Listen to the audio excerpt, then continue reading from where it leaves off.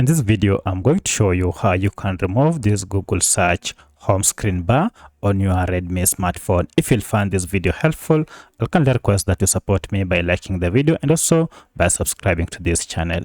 Alright, so if you want to remove this bar on your screen on your Redmi smartphone, it is pretty simple.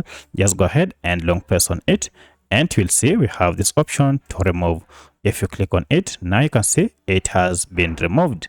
Now, should you want to restore it or add it again, just go ahead and press anywhere on your screen and then go to widgets, and under widgets go ahead and look for Google, and you can see Google is here under widgets. Go ahead and look for the search bar icon. So if you click on it, now you can see it has been restored. Go ahead and check this to apply the changes. So that's how you can remove and restore your Google search bar on your Redmi smartphone. If you have any other question, kindly let me know in the comment section.